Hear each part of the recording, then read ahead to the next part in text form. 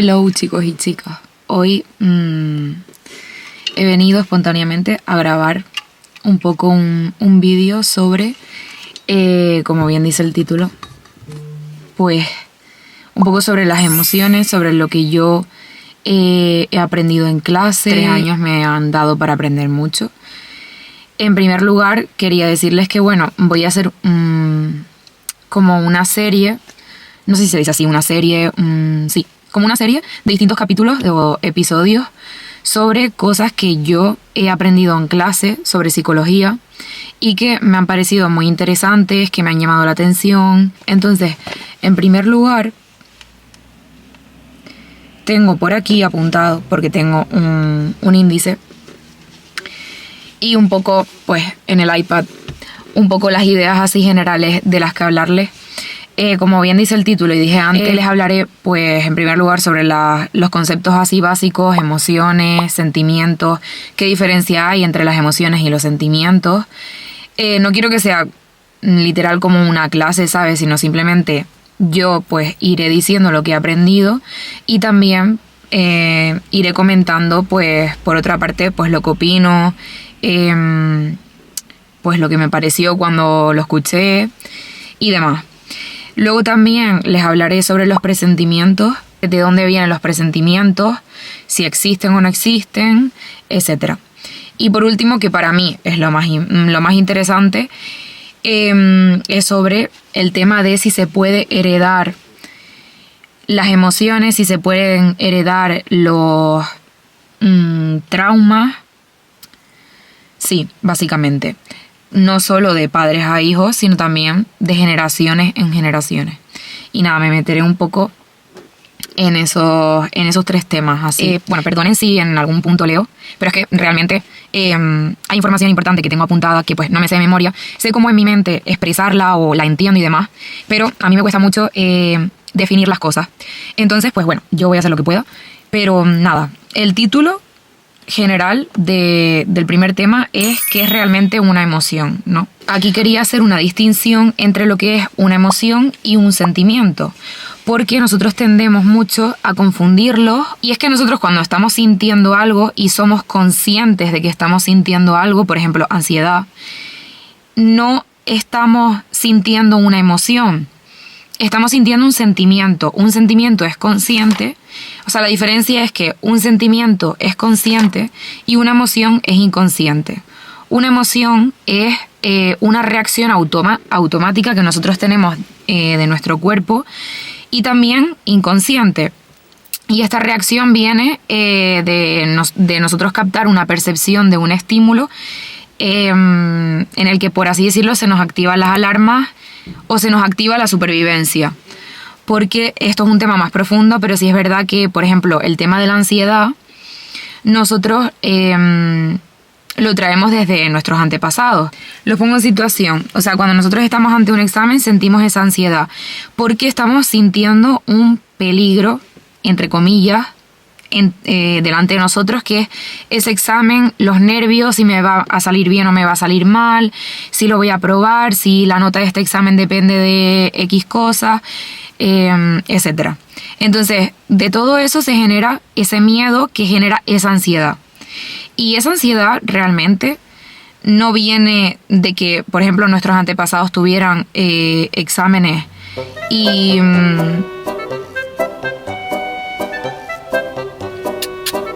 entonces, eso, por ejemplo, no le ocurría a nuestros antepasados.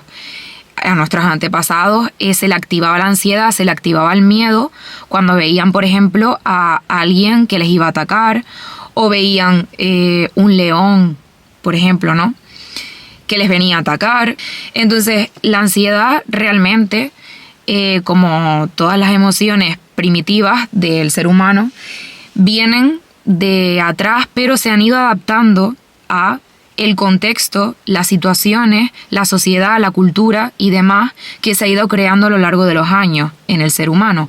Antes la ansiedad se activaba por un león que te venía a comer y ahora la ansiedad se activa por un examen, porque voy a conocer a una persona nueva, porque voy a entrar en un grupo a hablar o una exposición en clase, por ejemplo. Entonces, un sentimiento es cuando pasamos esa emoción a la conciencia y nos estamos dando cuenta de que eso es lo que estamos sintiendo, de que estamos sintiendo ansiedad, de que estamos sintiendo nervios.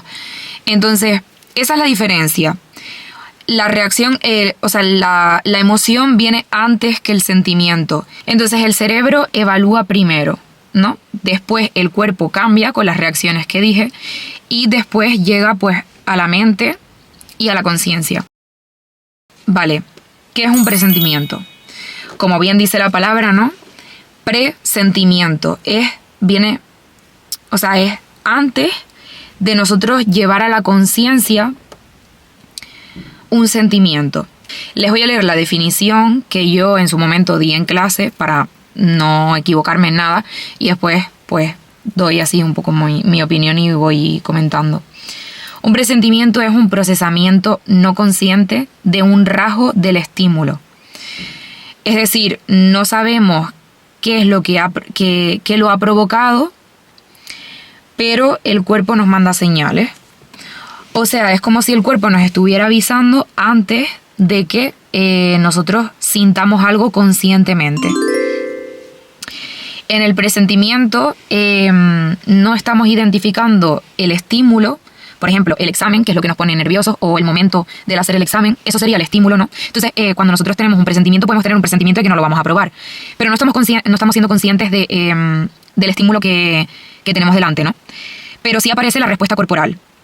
Entonces, aparece pues el sudor, los temblores y demás, mientras que en el sentimiento sí estamos identificando el estímulo. O sea, sí estamos sabiendo que pues estamos nerviosos porque tenemos el examen delante, que es cuando ya lo pasamos a la conciencia, como ya había dicho anteriormente. Ahora viene mi tema favorito, favoritísimo, que yo creo que cuando empecé la carrera de psicología, en primero, yo me acuerdo que habían algunas asignaturas que no tenían nada que ver, que son como un poco introductorias, por ejemplo, anatomía humana. Anatomía humana, de lo que me sirvió fue de las distintas partes del cerebro y demás, pero en el primer cuatrimestre sobre todo dimos un montón de cosas que no tenían que ver realmente con la carrera, con psicología y demás. Entonces en el primer año pues yo di un montón de asignaturas que eran muy introductorias, que a lo mejor no me hacían mucha ilusión y demás. Y otras que sí. Y una de las que sí fue emoción. Y en esta asignatura, que es de donde he sacado pues todo un poco lo que he dicho, que es un poco más como introductorio, repito, porque ahora realmente viene el tema de lo que a mí pues me hace más ilusión hablar. Es una cosa que me parece súper interesante y que creo que la mayoría de gente no sabe. Y es que si los traumas se pueden heredar. Voy a hablar sobre lo que es la epigenética. La epigenética, lo leo porque no me lo sé de memoria, honestamente. Es una ciencia que estudia cómo cambia el ADN funcional de las personas activando o desactivando genes que son los que componen a ese ADN, pero sin alterar el ADN en sí. Es decir, no cambia los genes, ¿no? Pero lo que hace es, no quita y pone un gen, por ejemplo, dentro del ADN, pero sí ese gen se puede activar o se puede silenciar. Pero no se modifica, es decir, no se cambia, nada. Simplemente está activo o está inactivo. Entonces la epigenética estudia esto. Y de aquí se ha sacado estudios sobre si, por ejemplo, se han hecho estudios tanto en animales como en personas. Primero comenzaron haciendo estudios en animales, concretamente en ratas, en una madre y en sus crías. Y luego, como vieron que daban resultados pues bastante relevantes, se intentó investigar en humanos y dio pues los mismos resultados, más o menos. Lo que explica que se puedan heredar, entre comillas, muy entrecomillado, los traumas de tu padre, de tu madre, incluso de generaciones de familia. No sé exactamente la cantidad, ¿no? Pero sí sé que puede ser más allá de tu padre y de tu madre. El punto principal es la epigenética social.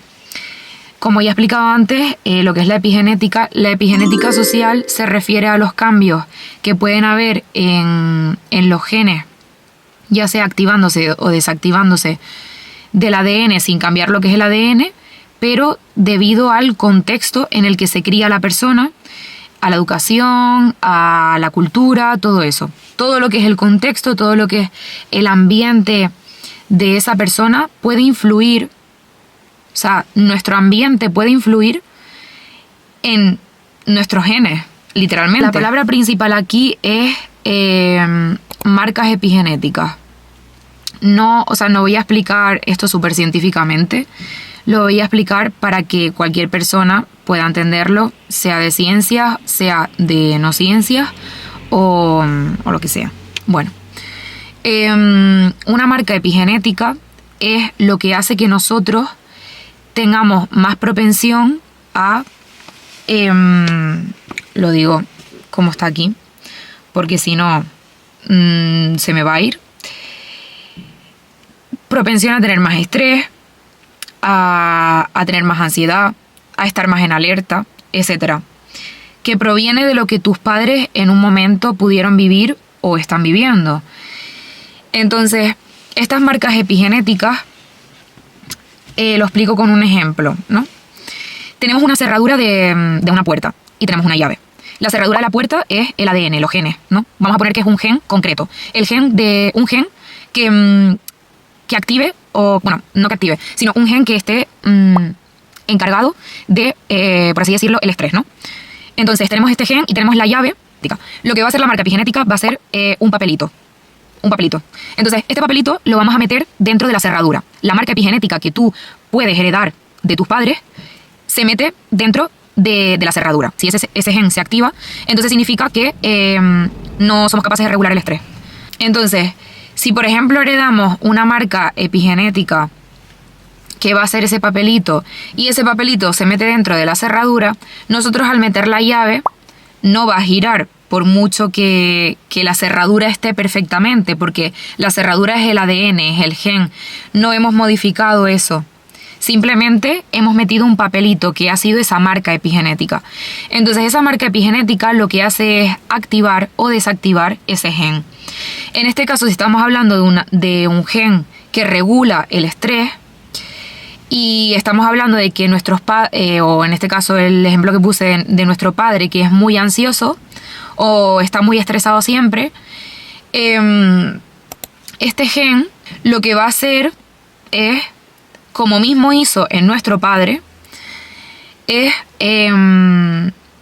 desactivar ese gen, el gen de la regulación del estrés. Por tanto, como está inactivo, no somos capaces de regular bien el estrés. Entonces, una vez hablado de esto, que a mí me pareció súper interesante en ese momento, porque no heredas un trauma como tal, no heredas un trastorno como tal, pero sí que heredas esa marca epigenética que puede hacerte más propenso a tener el mismo sistema a nivel emocional que tu padre, que tu madre, que los dos, no sé. Por ponerte un ejemplo, ¿no? Pero, curiosamente, esto no solo es a nivel emocional. Estas marcas epigenéticas pueden influir en la conducta de la persona, o sea, en la conducta de ese hijo, de esos familiares. O sea, a nivel conductual estaríamos hablando. En el funcionamiento del cerebro, es decir, en las capacidades cognitivas que esa persona tenga, en el caso del hijo,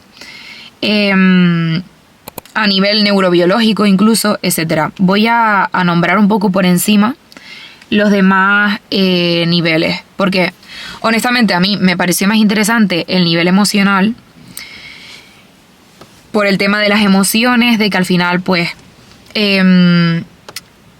no somos seres emocionales al completo, pero yo diría que, esto ya es opinión mía, que predomina bastante la emoción en una persona antes que la razón. Entonces es por ello por lo que realmente a mí me resulta más interesante. Tenemos a nivel conductual, como había dicho, por ejemplo, en los experimentos que había nombrado anteriormente, concretamente el de las ratas. Este experimento se hizo sobre el cuidado maternal, ¿no? Habían ratas madre que criaban bien, dentro de lo que es criar bien en esos animales, a sus hijos, a sus crías, no hijos, a sus crías más bien, mejor dicho. Y habían las mismas ratas madres, habían otros hijos a los que no les daban el mismo cuidado, es decir, los descuidaban. Y todo esto después acabó influyendo en esas crías cuando eran más mayores, sobre todo en las reacciones que tenían ante el miedo y demás. Todo esto después, como bien dije, se comprobó en humanos, en seres humanos, con otros experimentos, y dio lo mismo. Es decir, el cuidado maternal produce cambios en tu hijo o tu hija. Los estudios a los que me estaba refiriendo antes con las crías y las madres rata justifican todo lo que estoy diciendo y provienen, lo voy a leer, provienen de los trabajos de Michael, no sé cómo se pronuncia, perdonen, soy pésima en el inglés, pero se escribe Meaney. Por otro lado, tenemos otros dos niveles. Estas marcas epigenéticas pueden afectar tanto al nivel cognitivo como, aparte de los que anteriormente dije, como al nivel neurobiológico y a más, que no voy a nombrar. En el caso del nivel cognitivo nos referimos a un nivel mental, ¿no?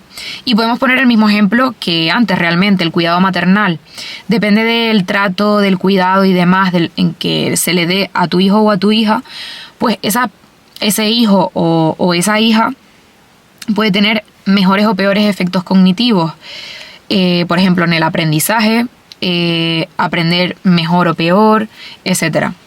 O sea, realmente todo esto es un mundo muy grande en el que se puede investigar, pero yo digo pues lo que me llamó la atención y demás, porque no quiero extenderme demasiado. Y luego tenemos el nivel neurobiológico, que hace referencia a las neuronas. Las neuronas se pueden no modificar, pero sí es verdad que estas marcas epigenéticas de las que veníamos hablando pueden causar más o menos neuronas. No neuronas, sino conexiones entre estas neuronas, perdonen. Afectan a nivel de la estructura del cerebro, es decir, si hay más conexiones en el cerebro cambia. Si hay menos conexiones, pues como que se modifican constantemente. Y pues esto surge de, por ejemplo, nuevos aprendizajes, yo que sé, saltar a la comba. Al nosotros aprender algo, como saltar a la comba, para ello tenemos que crear conexiones dentro de nuestro cerebro, y estas conexiones se guardan o no se guardan dependiendo de si en el tiempo mantenemos este aprendizaje o no, o dependiendo de muchos más factores. No me quiero meter ahí. Lo que quiero aclarar, si es verdad, es que esto no es algo que vaya a pasar al 100%, es decir, no tenemos por qué heredar muy entrecomilladamente, es decir, ser propensos a eso, a tener absolutamente todas las emociones, las conductas y demás de nuestros familiares, de nuestro padre, nuestra madre, bueno, familiares no, padres, madres y anteriores, sino que es algo que se puede dar. Yo sé que es algo que no le interesa a todo el mundo, pero sí es algo para mí que sobre todo afecta mucho lo que es la educación, ¿no? O sea, está bien saberlo, porque al final con ello pues podemos entender lo importante que es la educación en nuestros hijos, en nuestras hijas, lo importante que es también cuidarse uno mismo, porque una persona que vaya a tener un hijo puede modificar sus aprendizajes. Al modificar su cerebro y estar trabajando en ello, realmente su cerebro cambia, y antes de tener a ese hijo o a esa hija, puede tener la oportunidad de que ese hijo o esa hija no sea propenso a ese miedo que esa persona tenga. Entonces es algo que, pues, perdonen por la luz porque ya se está haciendo un poco de noche, pero voy a ponerla aquí. Estoy hablando un poco en el sentido de la ciencia, en el sentido de que realmente está respaldado, de que se puede conseguir y de lo importante que eso es luego en la educación, también en la transmisión, en todo lo que tú le vayas a transmitir a tus hijos.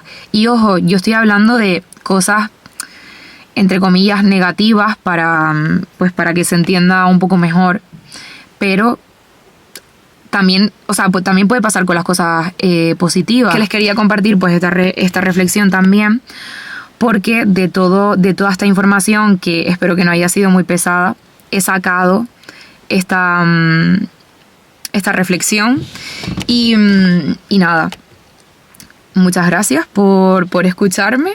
Espero que les haya gustado y en el siguiente episodio pues hablaré de otras cosas. No solamente voy a hablar de tema emocional, hay muchas cosas en la carrera realmente interesantes, pero sí es verdad que quería empezar un poco con esto porque es lo que en su momento, en primero de carrera, me llamó mucho más la atención. Y nada, que muchos besitos y muchas gracias por estar aquí.